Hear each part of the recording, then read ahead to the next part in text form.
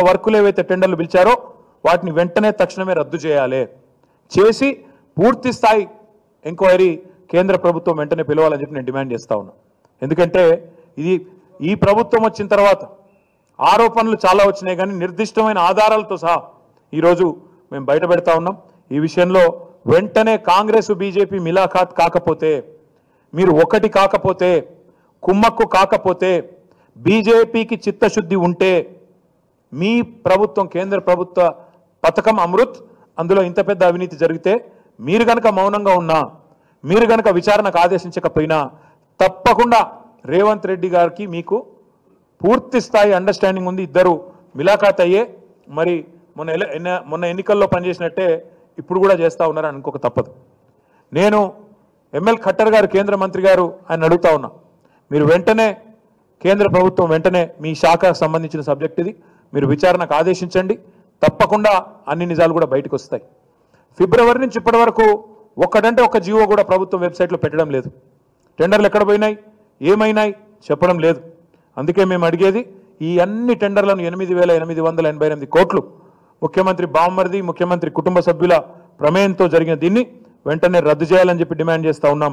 ఈ సమాచారం మొత్తం ప్రజల ముందు పెట్టాలని చెప్పి కూడా మా పార్టీ తరఫున మేము డిమాండ్ చేస్తూ ఉన్నాం.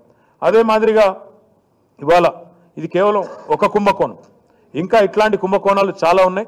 మీకు ధారావాహికగా రేపటి నుంచి ఎల్లుండి నుంచి ఒక్కొక్కటి కొడంగల్ లిఫ్ట్ ఇరిగేషన్ ఏంది, అక్కడేం జరిగింది, ఇంకా అదేంది fourth city four brothers city ఏంది, ఫోర్ బ్రదర్స్ ఎట్లా అక్కడ ఏం చేస్తున్నారు, ఇవన్నీ కూడా ధారావాహికగా మీకు బ్రహ్మాండంగా అందజేస్తాం, రాష్ట్ర ప్రజలకు కూడా తెలియజేస్తాం.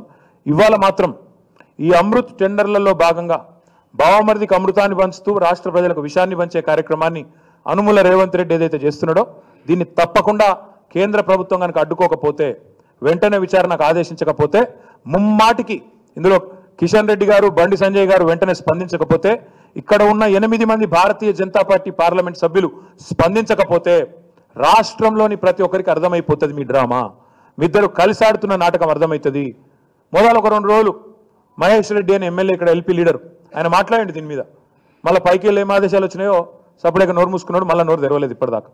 అంటే ఏదో జరుగుతున్నది కేంద్ర స్థాయిలో, పైన స్థాయిలో, మంత్రుల స్థాయిలో, ముఖ్యమంత్రి స్థాయిలో జరుగుతున్నది. కానీ ముఖ్యమంత్రి నువ్వు తప్పించుకోలేవు. చట్టం చాలా చాలా క్లియర్గా ఉంది.